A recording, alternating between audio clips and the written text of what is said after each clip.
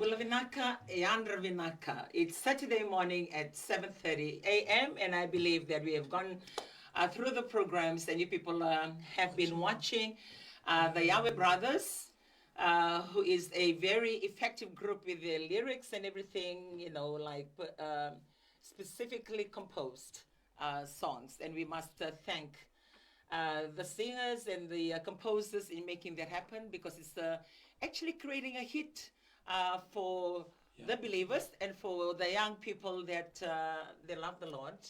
Like it gets them closer. Other than reading the Bible, they sing those lyrics and really, make sense and guide them in one form of the way or the other. So we would like to say Bulavinaka and thank you. We are back in Turaki, here in Fiji. And I believe that you're tuning in from all over the world, wherever you are, what time it is, and different day. And but still, for us in Fiji, it's Saturday, and there's a lot of things that happens on Saturday. And we have rugby. We have, in actual fact, we have the matches leading up to the Danes. We have teams that have actually traveled to the north, and we have those that are playing out here in the east. And I think last Saturday was a really very, very busy one. And I had the boys and the men in our family that actually went out to watch the rugby. So today it's happening out there in the Northern Division. Baka mo din doon na opportunity, vir talaga na wekanda tiko may boliko, mera sarava na kyan nangito ni koa, lako ni makalelewa na Subrail Park, rangito chikikinera na Luvenda, and singa vinaka ni ko. Vambula tiko weekenda, vambula raramba weekenda na barong tiko may na nduindi ni buno, and the bakarong tiko mikina, especially so for those of you that are tuning in outside Fiji, because he knows, how to group the islands and saying hello to all the different islands here in Fiji. And that's one gifting that I really admire him in having. So for those of you that are tuning in, thank you for following the program. We try as much to bring something that is very practical, current, faced by families. Family is family, regardless of how high you go in the society and how much you actually gain living on this world, but you cannot avoid a family. Family, you either come out of a family, you walk into a family, or you want to stand alone, you don't want to be part of any family, but family is always there. And family, I believe it's a common a language and setup for any race, any country, any place. And that is why this program is very unique in such a way that we can talk about relevant things or talk about things that people don't really feel comfortable talking about, at home. That has culture and tradition as obstacles to certain things that we can be open to talk about, like sex, like drugs. These are the things. So it's okay, like you don't hear that. In the house to be discussed. It can come to you in the form of education. It can come to you when you go to church or you attend a conference. Then you get to hear, this and this awareness on what's happening out there. But it's not a common conversation in most homes to be spoken of, to be talked about, to create the awareness. So the awareness is always outside the home and not inside the home. And that is why this program, we look forward to it because it's a breath of fresh air that you can come and talk about anything and everything through this table, and we just take whatever is ours and what is relevant, practical to you, and those that doesn't matter, then you just brush it on the side. So we would like to say thank you for joining us and thank you for being part of this program. We speak of a lot of things from relationship as husband and wife to your relationship and responsibilities or parenting to your children, and those that live in nuclear family, just a neat small family on your own, and those that live with extended family that you cannot come out of it. You grow, you were born in it and you're still in it, and you actually create your family within it. And we have different scenarios and different pictures and different practical way of living. And sometimes we can be speaking on what is more practical and relevant to nuclear family for small families, so that you can make a decision, do your own thing because you live in your own, and you're not living under somebody else's roof or whatever that you do. You have to consult somebody else, and then you have with that kind of setup, with the extended family that has everybody, and that's when the hierarchy comes, who is older. And those are the families that we try and target. So a lot of things as we speak of, maybe those that are listening in, most of you have done a better job about it, or you have more knowledge into the things that we speak about. But we come in through this program not to say that it is the only program for family, but it's one of the programs that you can listen to and take your take. And also, if you think that works for you, and share the word. And I believe just by sharing the word, it's more contagious and practical to people that listen, because they know it happens to you. It has made those change, and then also it can happen in your life, other than just a document reading or not the conversation that we had this morning, which was very, very good. He actually attended a youth meeting last night. He went to deliver the word of God, but he had two speakers that had spoken to this group of youth, and we thank the organizers of going out of their way to bring such a program to our youth of today, because it's more, very current and very relevant. And as we were speaking of, of those issues this morning, we have, like say, we're talking about drugs.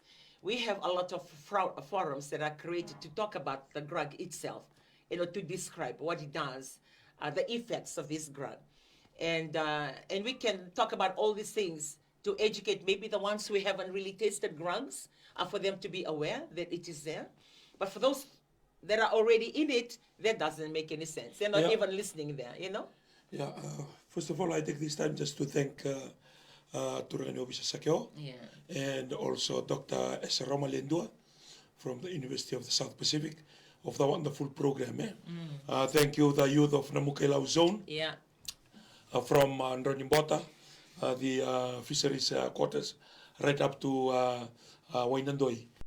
It was a wonderful program last night. And the organizers. And Taltalagase, and all the men that you came along in the Namukailau area, Bilo area, and Wainganake, from Wainganake.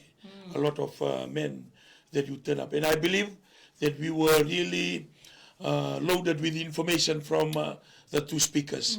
One from the police department, one of the assistant commissioner of police, so high ranking, and lecturer, professor, Esaroma Lendua. I take this time just to thank you too for the wonderful information that you share. But both of you, one thing that really hit me, that both of them said we can talk about drugs. We can explain the effects and the different groups.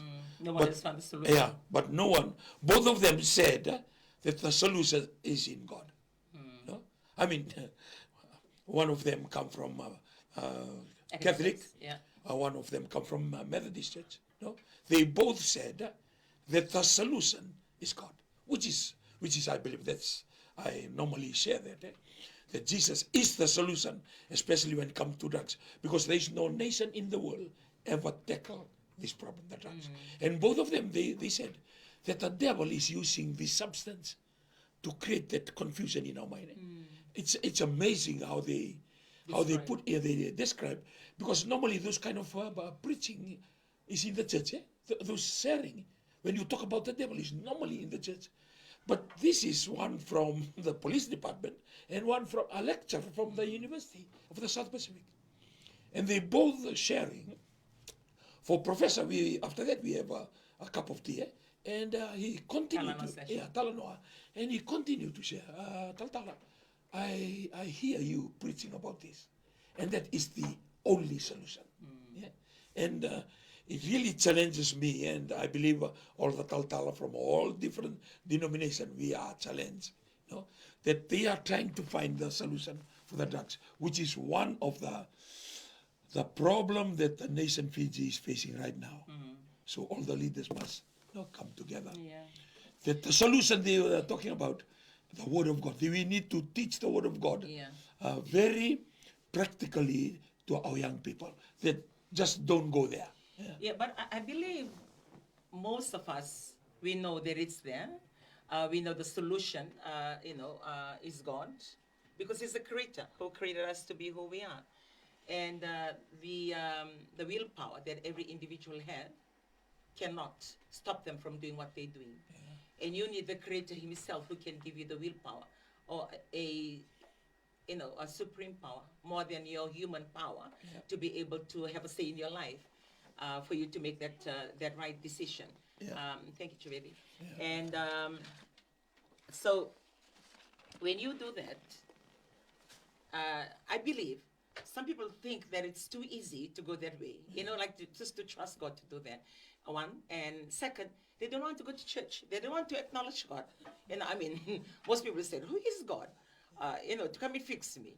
So those are the questions that so it's easy for us who believe in God because we know, okay, you grew up in it. Like I grew up in a family that you have devotion. God all the time. Yeah, you hear God all the time. So when I hear that He's the fix, to me it's like, okay, I just stay here.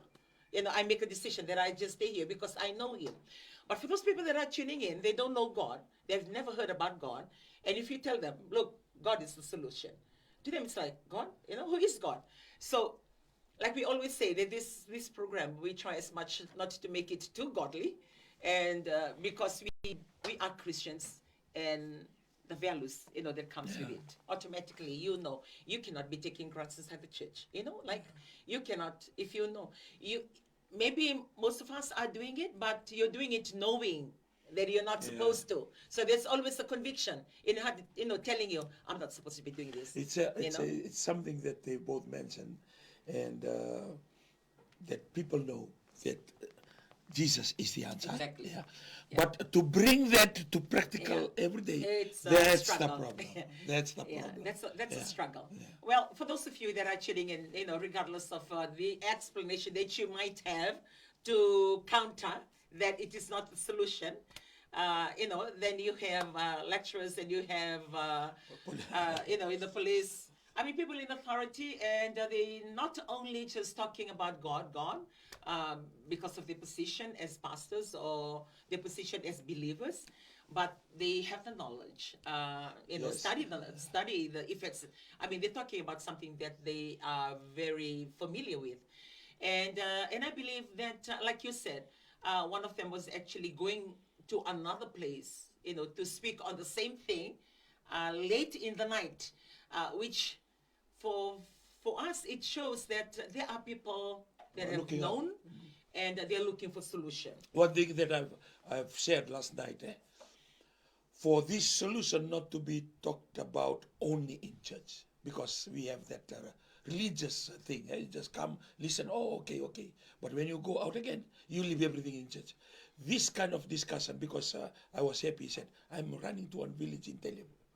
9 o'clock, the appointment is 9 o'clock at night. And for Namukela youth, there was a third session. So it's really good because smaller groups they are inviting. Yeah. And the way, because he has the knowledge, describing everything in detail and the effects, and showing some clips. One thing that is very interesting to the young people, because he threw up a lot of clips. Not only that, and some videos. Not only that, not only overseas.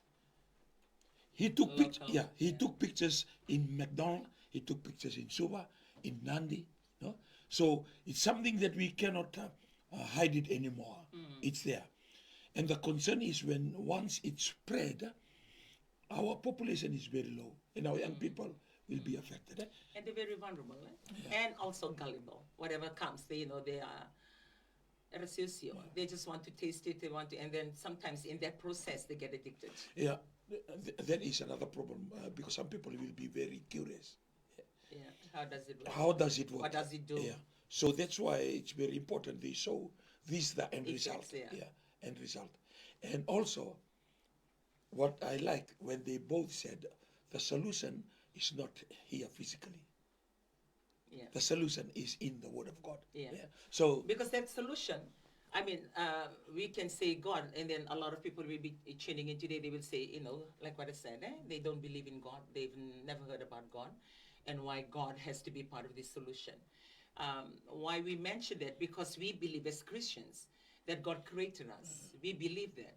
In the world, like scientifically, they believe in that evolution, that we, came that way. So if you have to talk to these atheists and people who don't believe in God, they'll go back to the sense that, no, we didn't come from God. He didn't create us. We came from these monkeys or apes or, there's a lot of explanation to it just for them to combat or counter the fact that the solution is very easy. It's there. and the knowledge to know that there is God and He exists. And one thing that it's a plus that we know the solution, because the people that they are explaining, they are not taltala. Yeah. They hold position in the society, and they've done their research. Yeah. And there's no solution to what we are talking Yes. about. You can put them to hospital or to the cell, and you inject them with medicine just to keep them low, not taking away the problem, because it's something to do with your decision making. You are hearing voice, you are seeing things that are not normal. So it's a problem of your mind. Yeah. The effects. Yeah. So there is no solution at the moment to deal with a problem in your mind. So it's something that happens in your brain. Yeah, and it goes back to the fact that a lot of people who have come and spoken to the forums or the church, they mentioned the same on the increase on mental health. Yeah, mental health. And mental health, we think or we thought that you reach a certain age and then that affects you. But to the last conference that we've had in Lotoka, when we hear speakers coming in, it's really, it's even affecting the children. There's mental health in primary school level, and those are contributing factors, because when you take that, it leads you to another thing. One thing that I really like because there's a lot of parents who were standing by the road, and from the Assistant Commissioner of Police, he was explaining that he diverted a little bit. He said one of the problem of disobedient and rebellious children today, it comes from the video game, because they watch and they always want to win. When they want to win, there are a lot of games of kicking and punching and shooting. So all those things, it's something that they intake into their brain. So when their parents call, the way that he was explaining, when their parents call out, because they were into it, they want to finish, their enemy. Slowly, they are intaking the spirit of fighting, the spirit of killing in their mind. And to me, that's something. Yeah, that's this is a lot of things involved. Like what you said or mentioned earlier. Even though the fix is God, I believe there's a lot of things that we need to do and correct. Yeah. We need to correct the way that we parent our children, correct the way that we raise our children, correct. There's a lot of correction that needs to be done. But to even do this correction, it's a process in itself. And other than just the simplicity of trusting God to do it. Because when we trust God and we believe in God to be the solution, it doesn't mean that you just pray and ask God to come and fix you, part to play, and you don't have anything to do. No, it's a process. So it's a lot of things at stake, and I believe the forum that we've had, the forum that has been created by the government, by the other organizations, the church. They need to be more practical in the way that they approach it, not just to come together and talk about the effects. Yeah, those are fact finding, and those are statistics that we can make reference to when we teach. But we need to spend more time in talking about on how to correct it, how to take it back to the church level. I'll say so, like what he said. These are the two. They are not pastors. One is a professor from the university, and one is a higher position in the police department. So they have access to this information. And if, say, for our family, if I come and say, okay, there goes Nana again. I'm speaking of the same thing. If I'm telling my grandchildren, okay, make sure you don't take drugs, because when you do, this is what happened to you.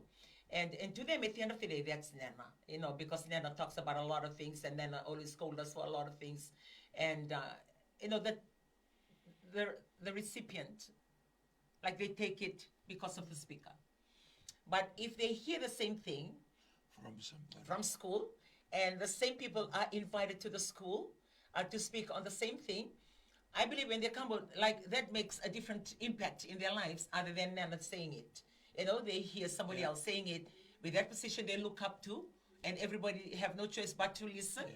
And then it becomes a forum like create between them, their friends, because all of them have heard the same information. And create the interest for them to, it's somebody else speaking. And then they come into church, and then you hear, somebody else come and talk to them in that forum. So the more awareness that we can create that works, I believe,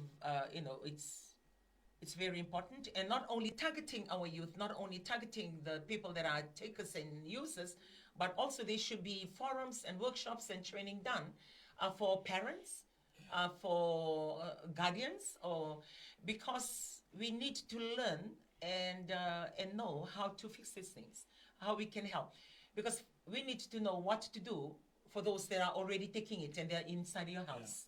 You know, how to counter, how to look after it, other than it comes back to parenting, it comes back to family, because according to the figures, facts and figures, it happens a lot from children that they come from broken homes. Yeah, that's it. Yeah. But if you have a home, it doesn't mean that you will not be affected by this, because they go to school, they go to sports, they mingle in community. So it's something that is out there that everybody must aware. Yeah. So it backs to family, the parenting, the young couple, how to look after their home. And the missing parents. Yeah, the together. Yeah. People are going out to work long hours, and people going overseas. So those missing link, that's where this all the problem in a family start to come in. Yeah. And that's why family table talk is one of those forums that we can talk about these things. The importance of family, the importance of our time, the importance of timing together, doing things together, even shopping together, as a family. Going out to the park together, or even going watch sports, all watch it together. Yeah. Going to the market. That's one thing that I have to learn, to go and watch my grandsons play. Because when we do things together, all this outside influence will struggle to come in. Even sometimes, of tumandang television, dandan tabi tumanda vital noa sa ocha ke memakatundu takabay, lau tumanda na sere. Yeah, like, and now the screen is there. Like for me, like to get things off my mind, I'm flipping through the channel, from news to whatever that I can watch. But before, I remember the days when we used to sit with our children with a guitar, and we talk about anything and everything, and then you cry, and then you laugh together. And sometimes we even talk until 6 o'clock in the morning, 3 o'clock in the morning, 4 o'clock in the morning, and sometimes we're still awake and the children are getting ready to go to school again. Those moments. The moments of just talking about anything and just having those open forums, those moments. And not only we have it with our children, we used to have our own until 3 o'clock in the morning. There was a lot of things to talk about, and and this phone has actually interfered. It's either you carrying your office with you, regardless of the furthest country you travel in the world, your office travels with you, because it's either your phone or iPad or your laptop, because you're taking it with you, and that access never used to be there before. It's just a way that we first of all we see the problem, and we start to correct a little bit, and we can't just drop it, because we are used to this lifestyle, from this staying together, talking and laughing as a couple or as a family, and now the phones start to come in. Before only dad and mom have a phone, but now all the children are having their phone, so they can be sitting in a living room for 2-3 hours, nobody talking, because they are talking to their phone, either their work, their games, or the news. Even for me, sometimes I'll just be sitting there reading my Bible, doing my Bible. Before, when the Bible is on the shelf, I have to go and bring the Bible and then read the Bible, because it's big, and then after that you feel out because everybody talking and you're trying to read the Bible and you put it there. But with the phone, just flick up and down, and most of the time I heard a conversation, most of the leadership with Chokatamangi on Monday. Most of them, they asked them this question. Most of them, the leaders that have been interviewed, they try not to bring their work into their home. Most of them that are here, their work remains in their workplace. Because the moment you bring your work, whatever you do, into your home, you are giving also a doorway to the members of a family to also do their own, and the home becomes a house, a place of Yeah, God. a transition place of people coming in. And I used to be a very was example of that. I used to take files and everything back home. So even when you arrive home, see that everything is done. They have their dinner, and then you sit on the same table and do your work. And I think for a few years now, you bring the file, you bring it back the next morning. I don't really go and work, but the little work that I do is to check anything urgent on the phone. And still now, I try to take files, but I'm still bringing it back, which I felt that I've improved from the person that I was, like what you said, and that feeling of finishing your work, yeah. Like you have to control it. That takes another willpower for you to say to yourself, "No, enough. Because I the work, will just do the work will never end." the work will never Yeah, end. it's We going to- can change the player, Yeah. but the work will always be there. Because I used regardless. to have, I mean, it's a good habit for work, but it's a bad habit for family. Family. I used to have this habit, like I cannot leave my desk cluttered. I cannot leave my desk with the work not finished and not done. That used to be my biggest problem. And I'll always leave the office when I know it's done. And it's been like that for years. And that is why, like when I was working at the Pacific Hangar then, I work until midnight or 1 o'clock in the morning. I will not leave until that last letter of complaint is handled, because I was handling the complaints and all those things. Like it's just the way I am, and maybe some people can relate to that. Now I'm training myself. I think I can say that I've achieved something in the sense from my angle. For the last 2 years, that I just leave my office. I can't leave my office with paper, all over my desk. I have to make sure that this paper, okay, that goes into the pending. I have to organize it, and then I will leave. But recently, I just look at the time, because it's a wall clock right opposite me. I just look at the time. That's it. I leave things as it is. I just off my computer, pick up my bag, and go out. And sometimes people in the office, they will call again. Are you still here, or you've gone? And said, I'm gone. That's it. Because if I have to go through the process of, clearing your table, saying your goodbye, through the goodbye, I see you tomorrow. It's like, can you do this? Can you sign this? Oh, I'm waiting for this. And that's another half an hour, 1 hour process. So I've learned, like you just have to find what works and what is more practical for you to be able to tell yourself, okay, my work ends here, and this is what I do. And I actually want to ask the director for the company that I work for if I can work from home at least one day in a week. I asked that in the beginning of this year. I think so far I've never achieved the desire of just working from home 1 day in a week.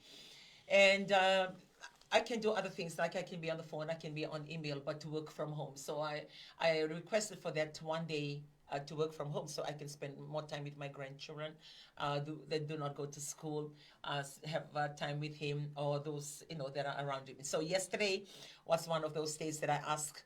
I work from home.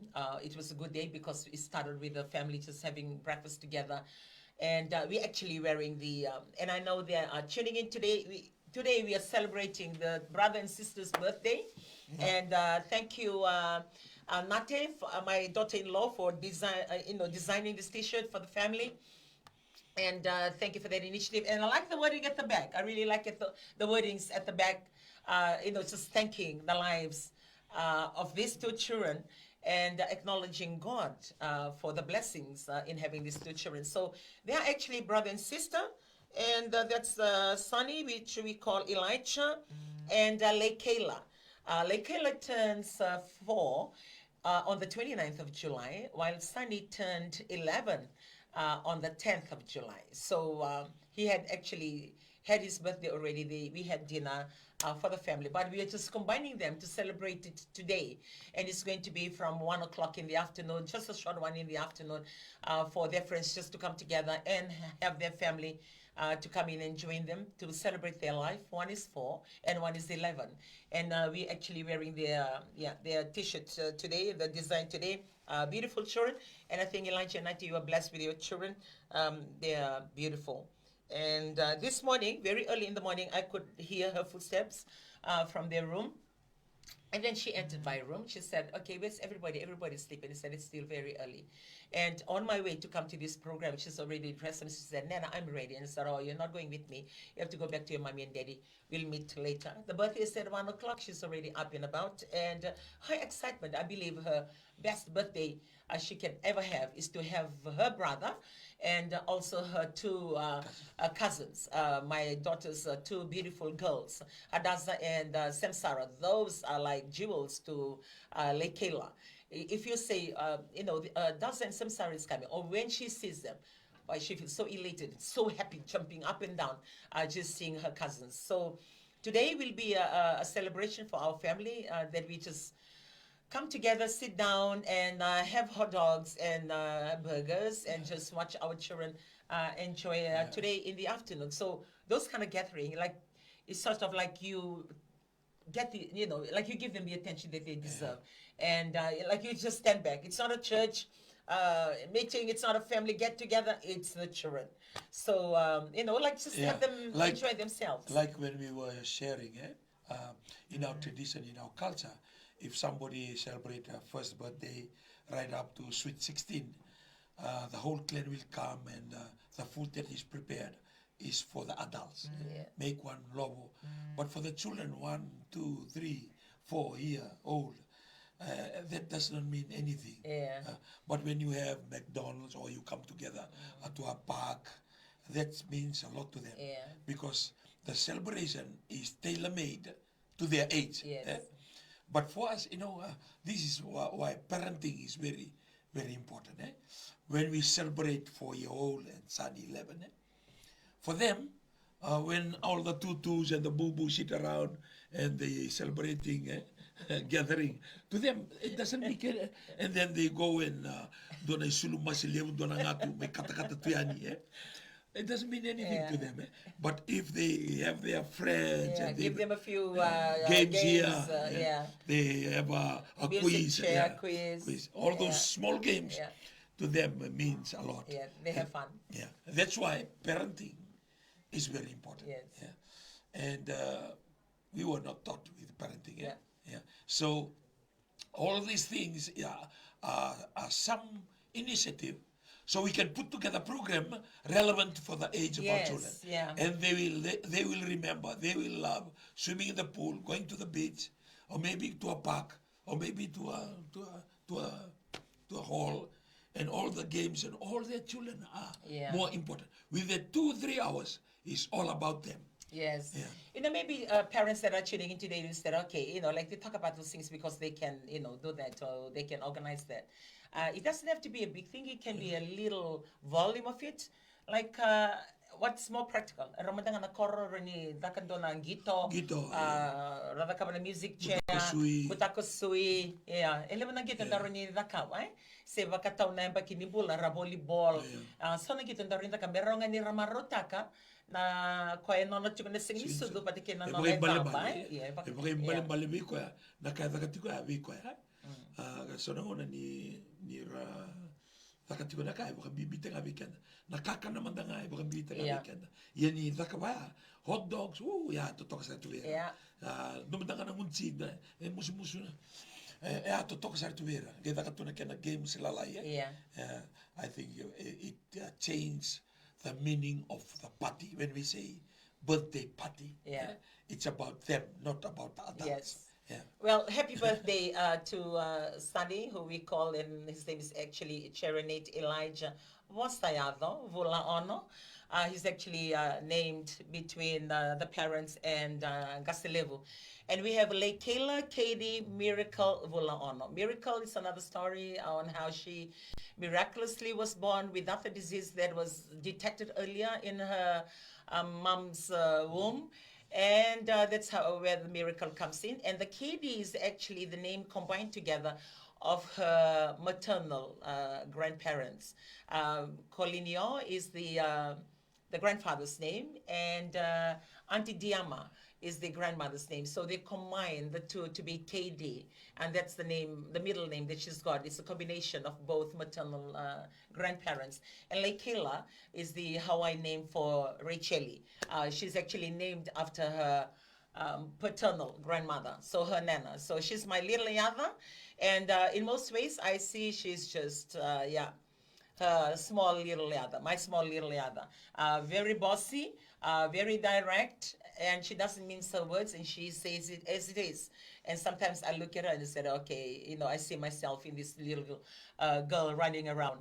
And never scared of anything. Like I've shared stories about this little girl of mine, the very youngest granddaughter of ours. And when we travel, we've traveled to New Zealand quite a few times, to Christchurch and to Auckland. And at the airport, she doesn't refrain herself looking at these adults and European there.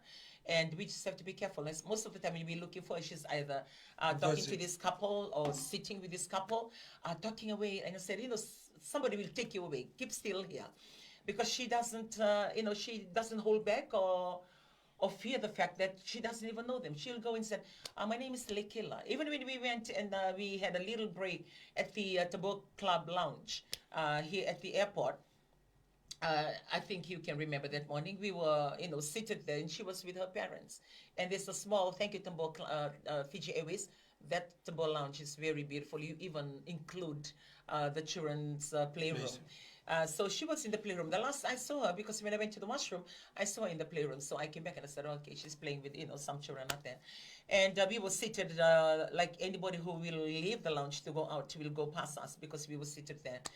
And after a while, then I told my, my husband, is that her? I can hear her voice. And there was this elderly European couple that was behind us, seated, just across from us. I can hear her voice. So when I look out, it was actually her. And I was looking at her, and I'm trying to look at this too. I stood up and I said, and I'm very sorry, to apologize the fact that she just came and created this conversation. She came and said, hi, hello, my name is Lekela. I'm going to New Zealand, and I'm going with my nana, my pa, with my mommy and my daddy. So I'm trying to look at them to say, I'm very sorry. Like not only she's invading into their privacy, she just come out from nowhere and start talking to this couple. And as I stood here waiting and trying to signal to her to stop, the lady actually looked and said, don't worry, we have our grandchildren. How old is she? And said, she's 3. And she said, I have grandchildren of her age, but she's very talkative. And I said, I can hear her voice from where we're sitting. And I would like to apologize. Sorry that she's, invading into privacy. I said, no, not at all. We are really interested. So they start, talking. And I have to stand there and wait for their conversation to finish. And you're talking about a 3-year-old. So, like Kayla, happy birthday. And I always tell her, with all your, confidence and thing that you do. Like last night, we had our devotion, and we were having Bible verses for all of us. So, and to end with her, she was actually seated there. And my eldest grandson, Joshua, was standing and said, Joshua, we'll start with you, with your Bible verse, and we'll end with Lekela. So just by saying that, and just as I finished, she spoke up her Bible verse, James 4:10. Humble yourself before the Lord, and He will lift you up. So we all look at each other and said, okay, right. We just mentioned for you to end it, but you want to start it, so we have to change the forum. Yeah, that's her. And I say that I'm really blessed with my grandchildren. I have 7 grandchildren, and I'm really, really blessed with them. I try as much, regardless of how busy I am, to allocate time for them. So yesterday was a good time for Joshua, the eldest one, and for Lekela and Israel, because they have their parents' interview yesterday. So I spent some time with them. And the other time, last Saturday like this, I had a little tiff with my other one, who is in the Northern Division today, playing for his school on the under 18. I try as much to allocate my time amongst my children, and not only then my grandchildren, and to the friends that are actually living with us, Joshua's friends, for Carlos, and as well as Junior. So, just those family time for me, it helped me stay grounded, regardless how busy you are or whatever that you're doing. When you have their presence all the time, it reminds you of your responsibility. Yeah. And as much as possible, as you say that you were busy, like going this way, but you're reminded to step back and, look back and allow them to walk with you in every, elements and every aspect. Yeah, because our children and even our grandchildren, the time is just ticking very fast. Yeah. The time with them. Yes. Suddenly you notice that they are out of primary school. Yeah. And then, like for Joshua, and then last year we realized he's in year 13 and will be out of secondary school. The time just fly. So when we don't spend the time with our family members, we don't realize how much we missed. Yeah.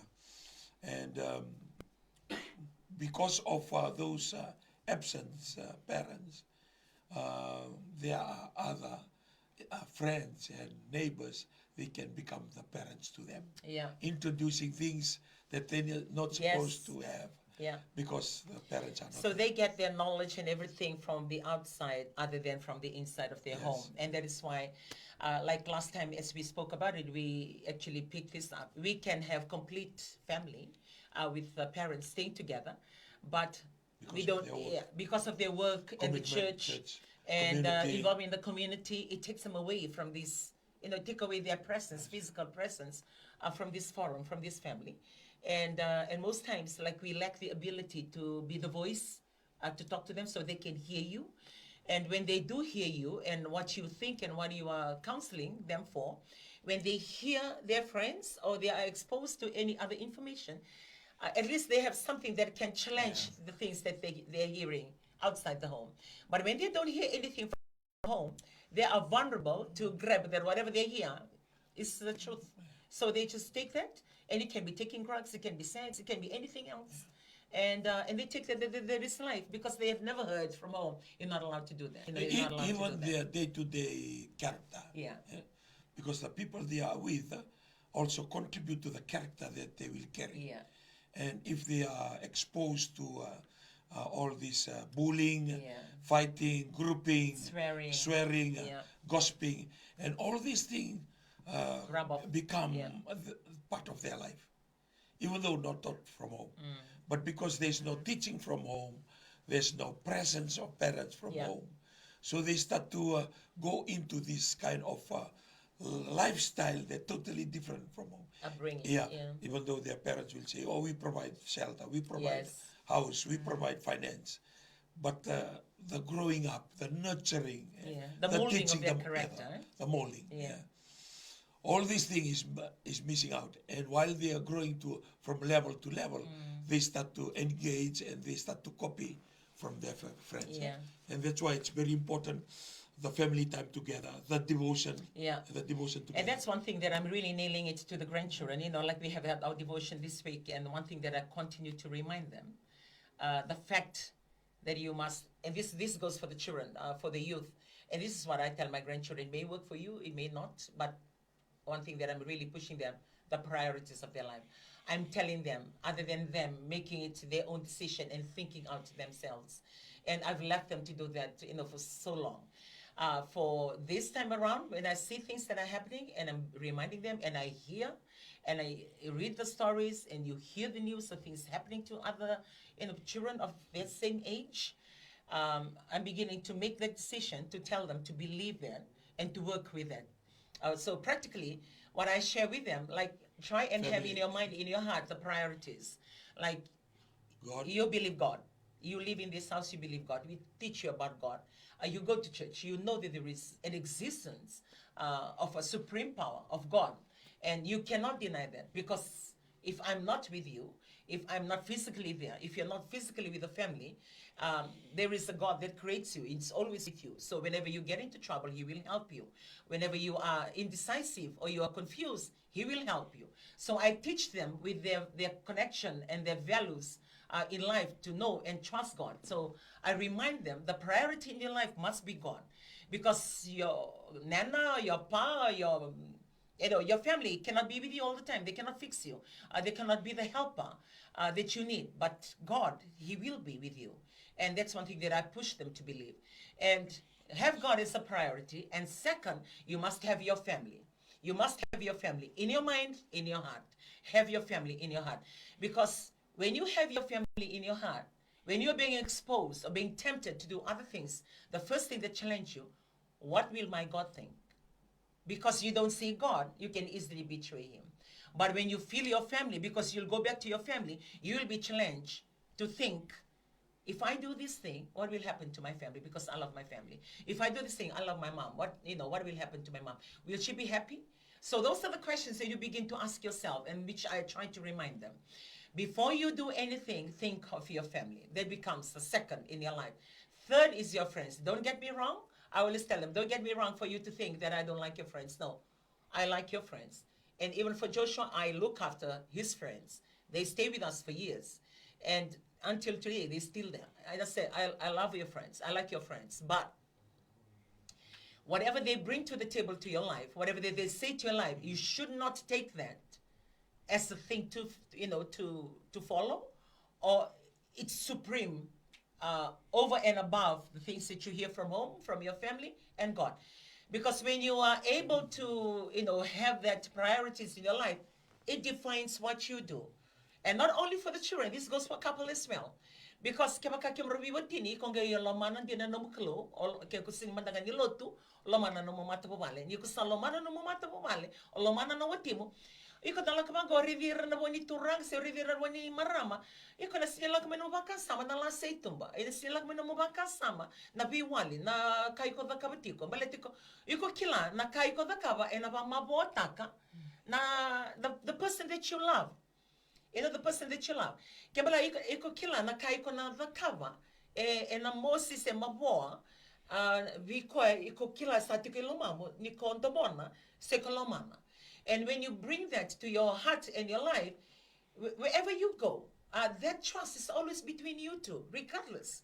You can be staying in two different countries, furthest, but be that trust because you love your wife, or you love your husband, or you love your children, and you love your family. They become the defining factor for you. Wherever you go, they are always with you, even though you're physically there on your own. But it's like you're carrying your family with you, because in your heart, you have your family. And it will stop you from when they ranka, whatever that you do, to hurt the very family that you love. But when you don't have your family in your heart, when you don't have that priority in your life, then you do whatever you're doing. You are doing exactly what you're doing, because you're only reminded you have a family when you come back home and said, okay, where's mommy? Where are the children? Oh, where's daddy? Because when you reach home, then you realize, okay, I have a family. But when you're out there, you don't have a family because it's not in your heart. And that's one thing that I continuously remind my grandchildren. That levels of reminders. And because wherever you go, you will be convicted. You will be reminded. Because I had this conversation with one of my grandson last week. After the games, he just decided to go. Just a phone call to my daughter or to his aunt. And her phone went off. Because my grandchildren, I always give them this directive. Wherever you go, before you do anything, you must get approval from home. You must tell us where you are. And if you have your phone with you, I will need updates all the time to tell me where you are. Because with everything that is happening, you cannot be oblivious to the fact that you are immune and you are an exemption, that nothing will happen to you. Or because you are the son or the grandson of the pastor, nothing will happen to you. No. Children are children, and everything, even us. When we go to church, or when we actually part of this ministry that we are part of, it doesn't exempt us from extramarital affairs happening in our life. There's no guarantee that that cannot happen. We are humans, and it happens. But there are ways and means that you can do to be proactive, to save your family and save your children. And it goes back to what I was trying to share. So I give that directive to my grandchildren for them to know that they cannot just up and go and do whatever they want to do. Because of their friends. Yeah, because of their friends. They're living in a house. They are accountable to get that, permission to be able to do that. They are not, even though the world says, when you're 18, you make your own decision, you live your own life. But you are staying in a house. You can't just make your own decision. You haven't had the ability to look after your own self, buy your own food, pay for your own rent. So that independence doesn't come with the age. That freedom comes with the responsibility. With the responsibility. Responsibility. Yeah. So we had a conversation with one, like what I said, we go to church. The issues that are affecting our children and affecting the family. I always remind this in the church that we are part of. Coming to church doesn't save your marriage. Coming to church doesn't save your family. You need to be doers. You need to be doing something to save that. The church label automatically does not save you. It's you making the decision, and you living that life, and you making that impact. And that teaching, I carry that with my grandchildren.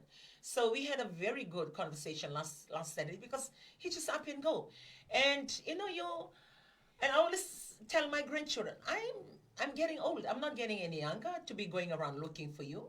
I shouldn't be doing that. You should be accountable, responsible enough to tell us where you're going. And I've heard stories about, like from parents who want their children to be prayed over because of rebellious and disobedient. And I know children, you may get to hear this, this family table talk replayed maybe at another time, or maybe listening to us today. Lebih nang kenda nanu menda saya dapat dona bakin bol kenda sabrina kabana kanda ta kabira nanu ditumut ta vasata kira dona report bita men dona marama kerkera ni masai kira tondo lubengo tolu no lubengo tangane ertondo vivado ertondo itine na vemba erto vitartar do yamba ki rosang volo do yamba ki tini kavitu and do yamba ki tini kaba sage kana maramango samay takali na taman reto na volo February yo kaya wakati chuma message na via volo June se July sage ka kaya rendini yo kero wanda ngani masala ke non reto bulan na luvengo non reto do vivado Adam menangongo sage bakando ni ngono wasa nikina sabu ki mendo sabado kiao going dona ndone tumbo marama santa kali na non reto ta And these are issues that are actually happening out there. Na dama nga iko dakaba ko iko dorbo ngonela iko varronga chuguniko. Esenga ni tukuni ni ko dama namba kinimbula me sulivi ko nondondonu mo dakaba na itobo kokoa. Bir na nomi tubutuba se bir na nomo tukai se na nomo mbu. It doesn't give you that right. Maybe the world tells you that you have the right, but in the Bible, because He's the creator of the family and the creator of your good self, your goodness come by respecting and honoring your parents. Well, back to what I was saying. So I have a very good sit down with this grandson of mine. And I said, you've always had issues, so you really need to fix it. First, you need to change your attitude and look at your friends around you. That's your first check. Check your friends around you. If you know that they are bad influence or they're coming in and telling you things to do that you're not supposed to do, and you hear your parents, your grandparents, and you hear me telling you, then you should be able to make the decision for yourself. You're old enough to make the decision for yourself. And I have one last night who came in, and that's why I'm really, really blessed with this, grandson. Like, not all of them can be obedient. There's always one who's, they're not all the same. So you just have to know how to handle each and all of them.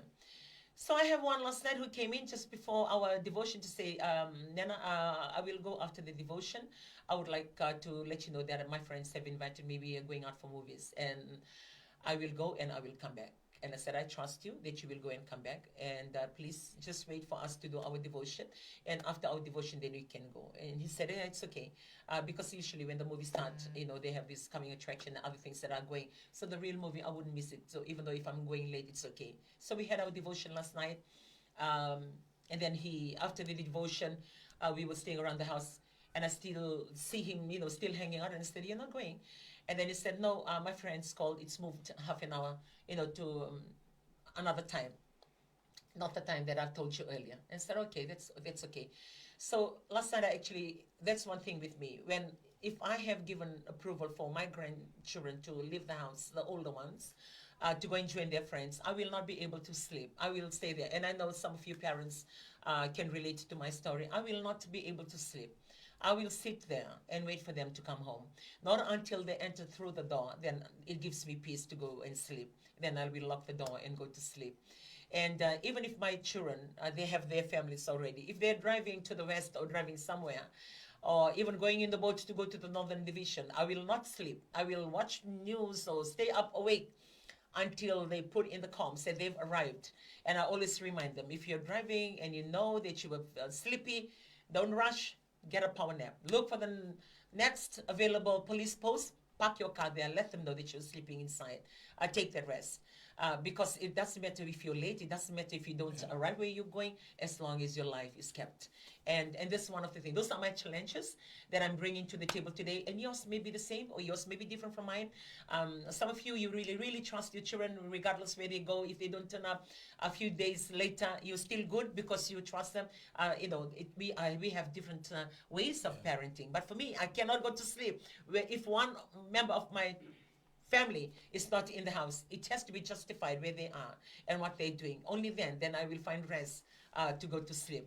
And there is us, and that's just parenting. So for those of you that are tuning in for young children, young men and young girls out there, remember to, if you really love your family, that's why, we're talking about these priorities. If you're not a Christian and you don't believe in God, then forget about the number one. Then bring your family up to be number one for you. For those who believe in God, make God to be your number one, then your family. But for those who do not believe in God, then make your family to be number one in your life. Because when your family is number one, you will love your mom, you will love your dad, you will love your siblings. Wherever you go, whatever decision you make, whatever that you are involved in, you will always remember your family at the back of your mind, on how they will be affected, and how you will see your mom cry when she hears this kind of news that you bring to the house. And those are little convictions and little reminders that we can take with us all the time, when it comes to the family. And when you are out there, the young people, they must remember that somebody at home always think of them. Yeah. And they can go to rest or to sleep until they come home. If only the young people knows about that. And for them to call or let them know. Sometimes young people, when you enjoy with your friends, you don't realize how much the worries and the thinking that their parents or their grandparents or their guardians at home. And that so goes back to what we are trying to say. Like, if you love them, then you will be concerned to reassure them, I'm good, I'm here. Yeah. And we have a lot of things now, like mobile, you have Viber, you have text, you can call just to let your people at home that you're okay, you are coming. And a lot of missing people today, just because that there is no information to come back to their home. Yeah. And they'll be worried after one day. They'll go to the police and publish in the papers of a missing person. Yeah. Just because we are not communicating well. So for young people out there, just remember there are people that they are worried, that they look after you, that they concerned about you wherever you are. Sometimes we want to hit back at our parents, or especially if you come from a family that is single parent. Yeah. And it'll be very easy for you to labor, not happy, because you'll see your friends in school and maybe in your community that they are given all this freedom, not with you. Yeah. Because you're a single parent, maybe your father or maybe your mother, or even with your grandparents. Yes. They will be very concerned about you all the time. So they'll put more restriction on you because they don't want you to go into a situation that you will regret because you are not in a unique family. So just remember that, young people. If anything, that we want to encourage you, try to make them happy, do your school well.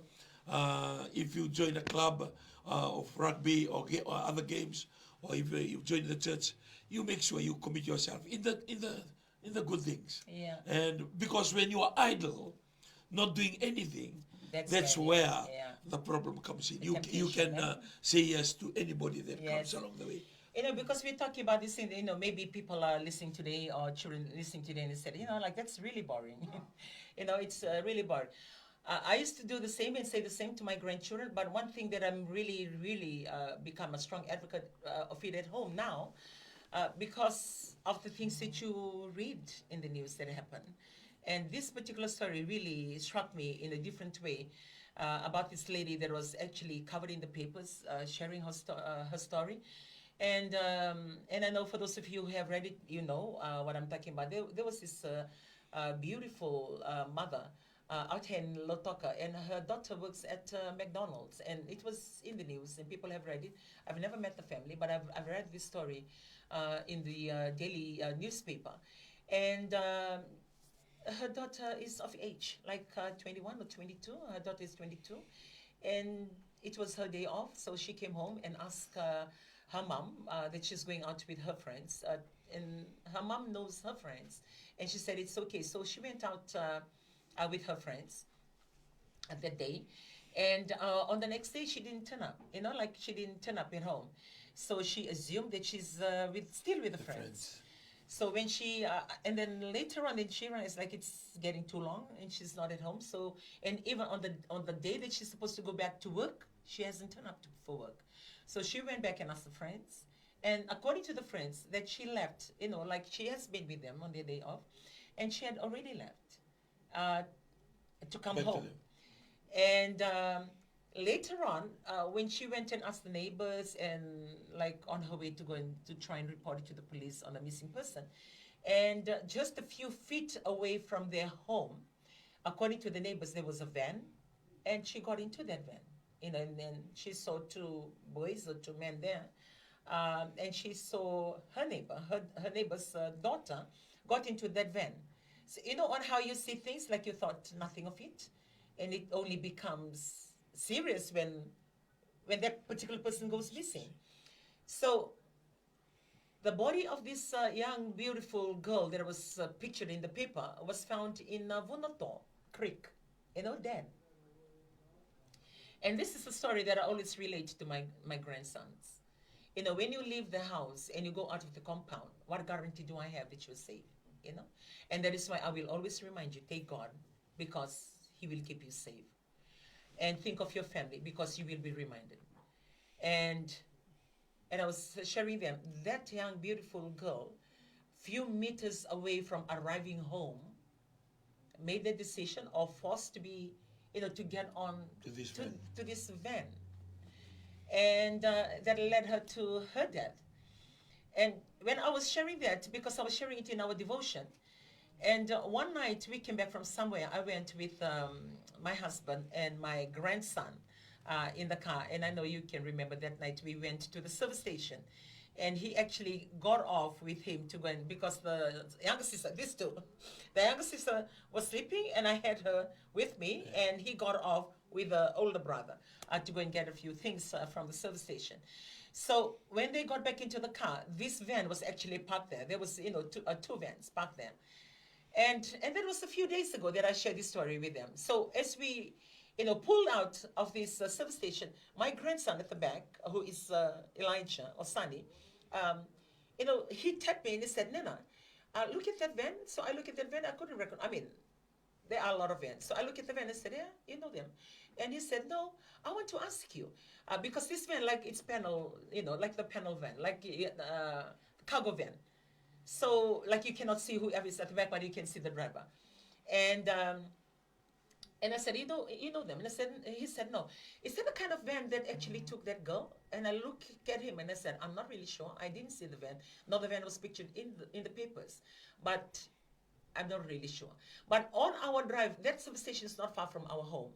On that drive back from that service station home, in my mind, in my heart, I'm reminded, whatever that I shared, the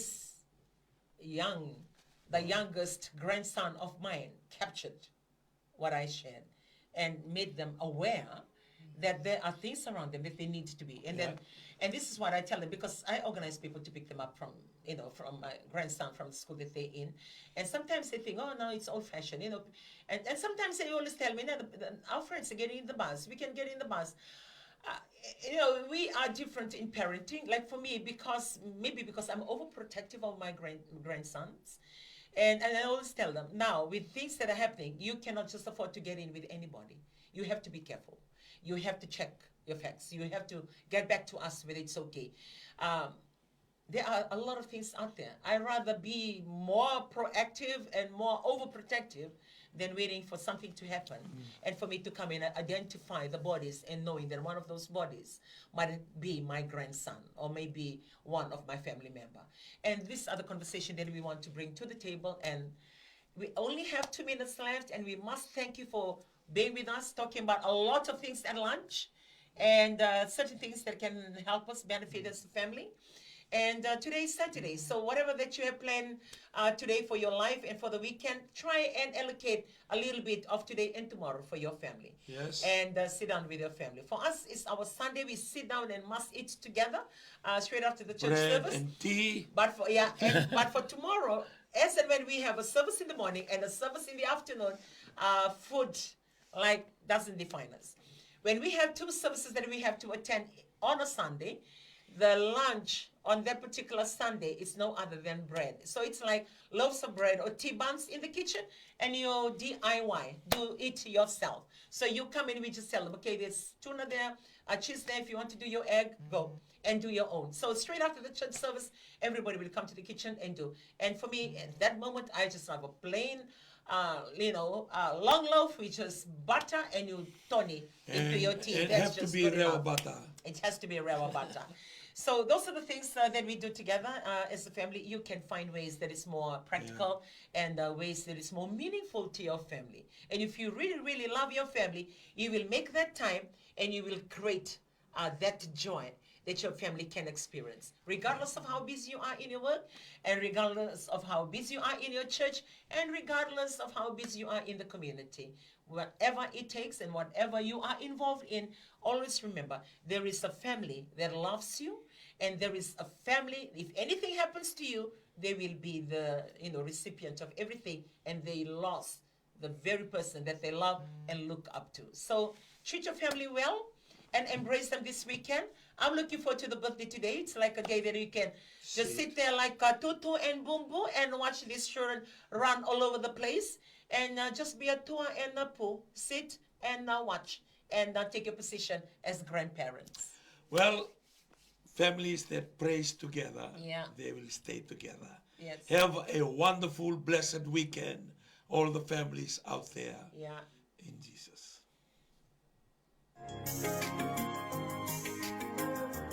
Arnara aku kailau kai serbu sabotai churi kimni cancer na manira one wrong way with tissue Mr. Bono ya we brother saman way aure sewara na wano way na wana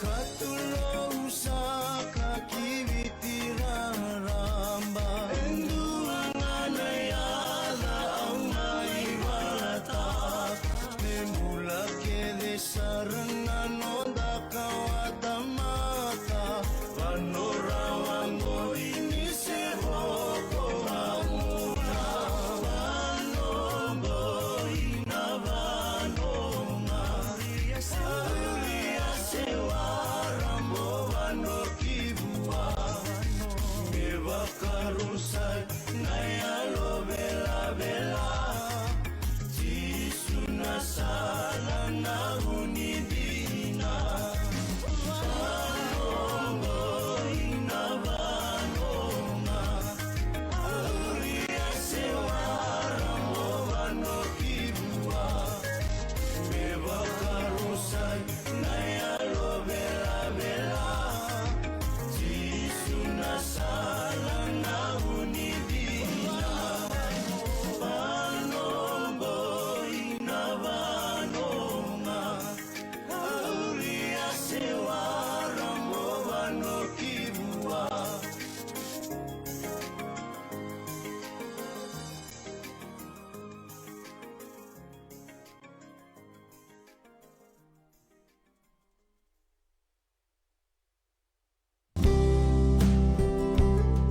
family is an epitome of God's love towards mankind. God designed us to live in families, and the Bible reveals that family relationships are important to Him. But as a believer, do you feel that you are still struggling? Maybe you're still struggling with your relationship, Struggling with your finances? struggling at work, With your social life? or with your spiritual life. We invite you to join us On our Family Table Talk every Saturday, at 7:30 a.m. on My TV. or catch us on our Facebook page.